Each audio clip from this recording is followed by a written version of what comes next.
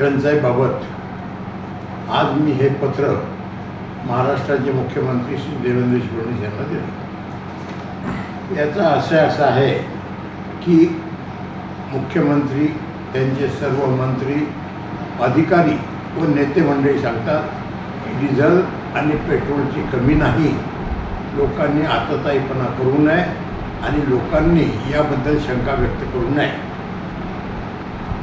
Petrol व diesel हे साठा करून ठेवण्यासारखी वस्तू नाही आहे, कारण आज शेतकऱ्याजवळ पैसा नाही, नोटबंदीत पैसा नाही राहिला, मागच्या वर्षी पीक नाही झालं, त्याला भाव नाही आले म्हणून पैसा नाही राहिला, आणि आता ऐन पेरणीच्या तोंडावर शेतकरी पैसा कुठून काढणार आणि कुठून डिझेल आणि पेट्रोलचा साठा जमा करून ठेवणार। तर आज हे जे आपण सर्व लोक सांगतात की घाई करू नका, आतताई करू नका, डिझेल पेट्रोलचा साठा करू नका, ते फक्त आपलं उंटावरून शेळा हाकण्यासारखं स्टेटमेंट आहे। आणि डिझेल आणि पेट्रोल याकरता जर वाट पाहिली तर लोकांची शेती पेरणं होणार नाही, आणि डिझेल किंवा पेट्रोल हे काही पेट्रोल पंपवर उधार मिळत नाही म्हणून लोक रांगा लावतील, असंही होत नाही। त्यातल्या त्यात शेतकऱ्याची कर्जमाफी नाही, आता बियाणे खतांचे भाव वाढलेले आहेत, ते कसे गाव हा एक प्रश्न आहे। आतापर्यंत काही दिवसापूर्वीपर्यंत लोक बैलाने शेती करत होते, परंतु आता बैलजोडी राहिली नाही आणि माणूसही भेटत नाही। तर ज्या डिझेल आणि पेट्रोलवर जे यंत्र चालतात त्यानंच आता सध्या शेती शक्य आहे। आता नांगरणी, कोळपणी, वखरणी या सगळ्या गोष्टी यंत्राने कराव्या लागतात, आणि सगळ्याच शेतकऱ्यांच्या घरी हे यंत्र नाही, हे यंत्र भाड्याने आणावं लागतात, आणि ज्यांना हे ट्रॅक्टर ते भाड्याने द्यायचे त्यांना डिझेलशिवाय ते ट्रॅक्टर भाड्याने देऊ शकत नाही। आणि म्हणून आज शासन जे सांगून राहिलं की इंधन तुम्हाला म्हणजे डिझेल पेट्रोल मिळेलच, इकडे भुजबळ साहेबांनी सांगितलं की बाबा पेट्रोल डिझेल हे 20% जास्त विक्रा झालेला आहे। आता जर बैलजोडीचंच काम नाही आहे आणि फक्त ट्रॅक्टरचंच काम आहे तर लोक उचलणार, हे काही शेतकऱ्यांनी उचललं।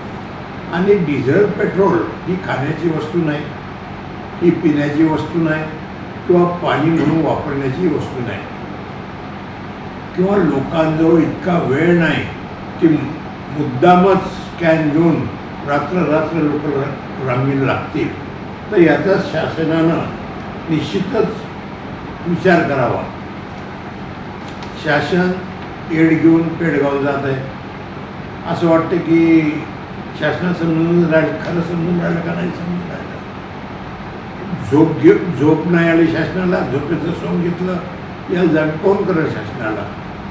अशी परिस्थिती, दैनंदिन परिस्थिती शेतकऱ्यावर आहे। आज 23 तारीख आहे, 14 दिवस राहिले पेरणीचा मोसम यायला, 7 जूनला पेरणी सुरू होते, आणि या 7 ते 10 दिवसात जर काही शेतीत कामं नाही झाले तर शेती पेरल्या जाणार नाही। आणि म्हणून माझी सर्व शेतकऱ्यांच्या वतीनं मुख्यमंत्री, त्यांचे सर्व सहकारी, नेते मंडळी, लोकप्रतिनिधी आणि अधिकाऱ्यांना विनंती आहे की आता आपण जनतेचा अंत पाहू नका,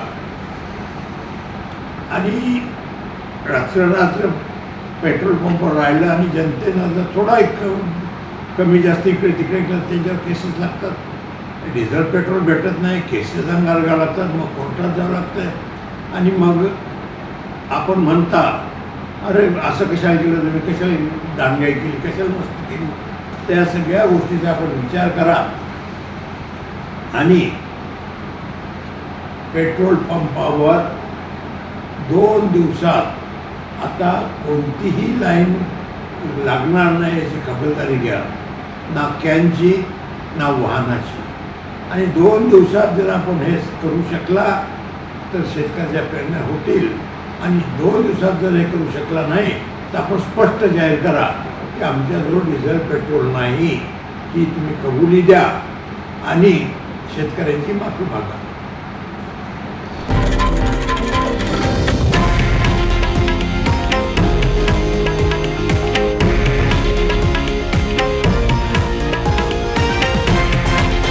हे आहे देशातील नंबर 1 न्यूज नेटवर्क आणि आपण पाहत आहात TV9 मराठी, एकमेव.